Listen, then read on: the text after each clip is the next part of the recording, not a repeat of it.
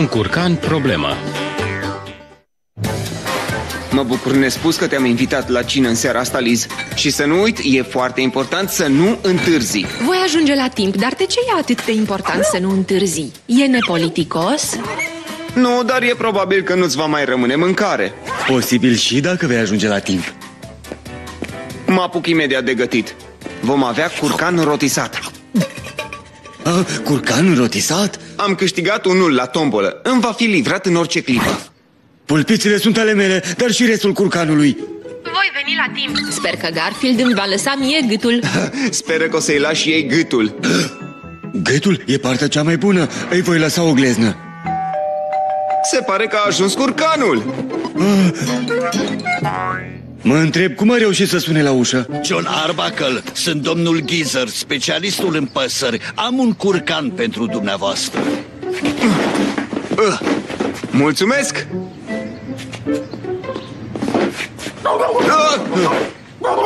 Hei! Curcanul e viu! Domnule Gizzard, curcanul e viu! Și? Păi, nu pot să gătesc. Nu pot să-l gătesc dacă... Ați câștigat un curcan viu, am livrat un curcan viu. Ce faceți cu el nu mai e problema mea.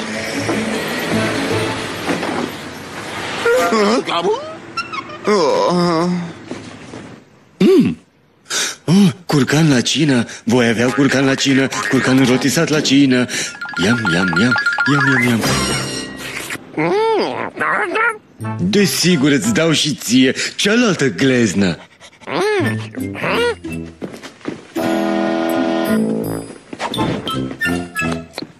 Salut, prieteni! Vom servi lasagna la cină. Lasagna la cină? Voi servi lasagna la cină? Lasagna delicioasă la cuptor? Lasagna?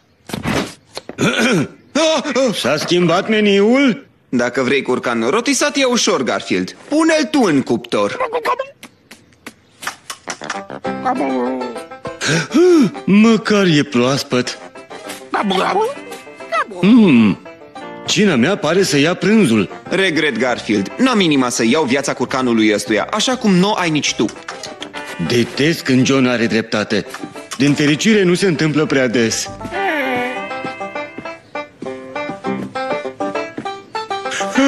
S-a făcut ora de somn. John are dreptate. Ce spuneți de asta?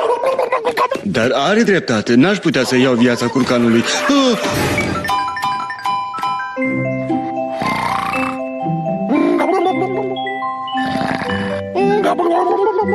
M-am grăbit să trag concluzii.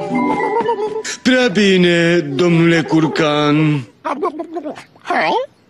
Nu vreau să te deranjez, dar mă întrebam dacă n-ai putea să faci un lucru mic pentru mine. Păi, mă întrebam dacă nu ai putea... cum să mă exprim cât se poate de delicat? Șterge-o din patul meu! Un curcan în patul meu.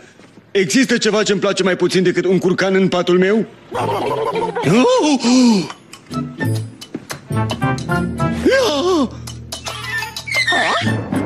Da, un curcan care dă iama în farfuria mea. Valea, dispari! Evaporează-te! Cred că și-a învățat lecția. Nu cred că îmi va mai face probleme.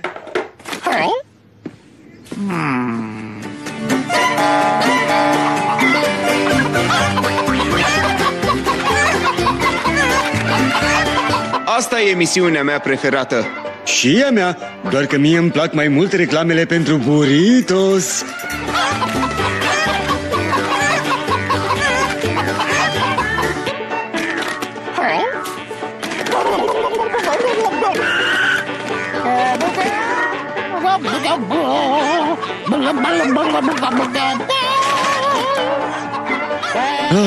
Un sandwich cald cu carne de curcan ar fi ideal în clipa asta. Mă duc să-l dau afară. Dacă mai vrei să cânti atât de zgomotos, fiule, va trebui să o faci departe. Îmi vine în minte Peru, de pildă.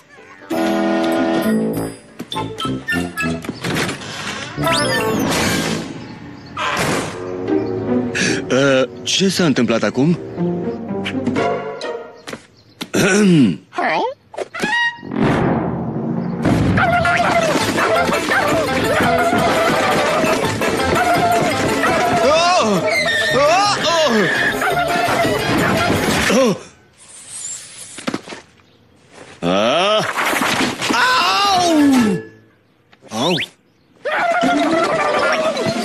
Prea bine, curcanule. Tocmai ai devenit o comandă la pachet.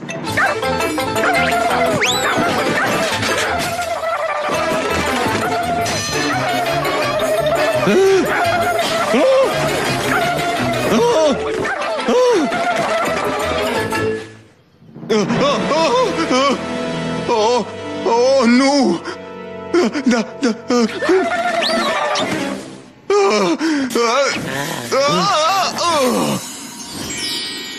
Unde s-a dus? Stai, eu îl văd, nu, l-am prins. Te-am prins, curcanule? Te-am prins de gâtul ăla slăbănoc și zbârcit al tău. Sănătate.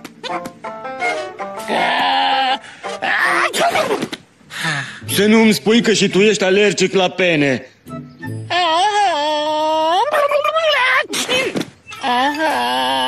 Curcanul ăsta o să ne scoată din minți pe toți. Îl prind și îl duc înapoi domnului Gizzard. Trebuie să văd asta.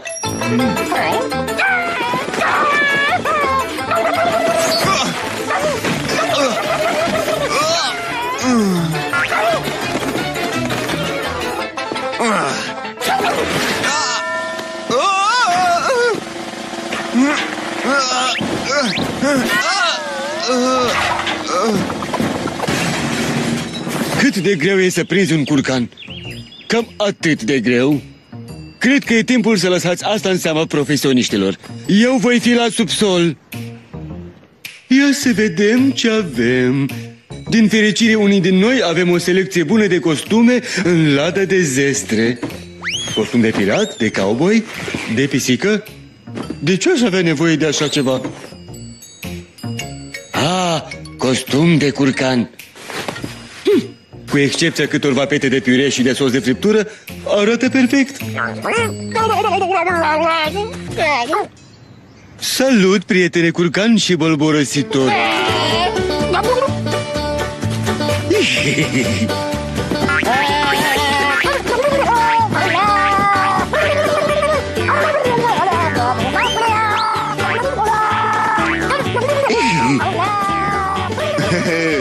Pe aici, amice. Te-am prins. Nu-ți face griji, Garfield. Îl duc înapoi domnului Gizzard.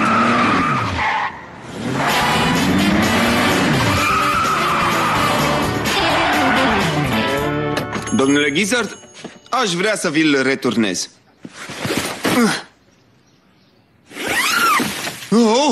Erai cât pe ce? Scuze, nu e un curcan, e un motan în costum de curcan. Mă întorc imediat. Aș vrea un curcan, vă rog. Aveți vreunul fără blană?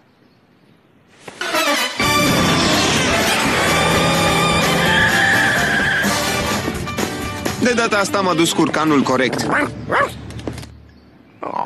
E drăguț, dar nu-l puteam ține la noi acasă. Bine, îl iau înapoi. Poate îi veți găsi un cămin potrivit. Cămin? Ăsta nu e un magazin de animale de companie.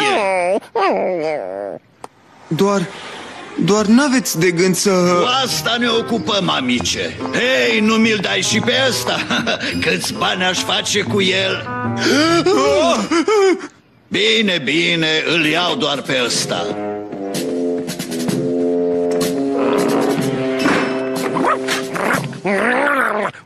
Și acum ce-i de făcut? Nu-i putem permite să... Rezolv eu problema. Ori numele meu nu e Garfield curcanul, motanul. Rămâi aici, am de ascuțit niște cuțite.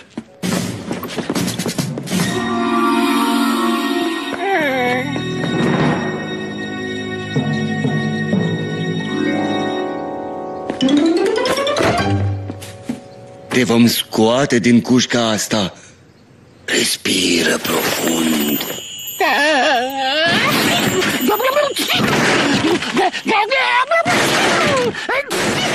Sănătate, sănătate! Acum să revenim la afaceri, ha? Cum? Ha? Ce tot strănuți? Doar nu ești bolnav. Spune că da. Ar putea fi vărsat de curcan. Mi-ar infecta magazinul. Stai! Ia-ți curcanul înapoi. Dar ați spus... L-ai câștigat, e al tău. Ia-l de aici. Dumnezeule, ce-i de făcut? Aveam chef de o friptură de curcan la cină. Și vom avea curcanul ăla la cină diseară. Aștept cu nerăbdare cina asta de când John mi-a spus că vom avea curcan. Prea bine, prieteni, am adus ce așteptați cu nerăbdare.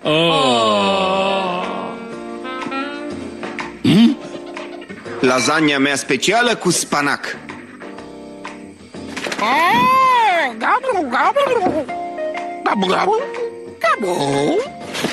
Chiar crezi că grădina zoologică îl va dori? Desigur, copiii îl vor adora. And now that we've had the turkey here for dinner, maybe we can take him to a movie.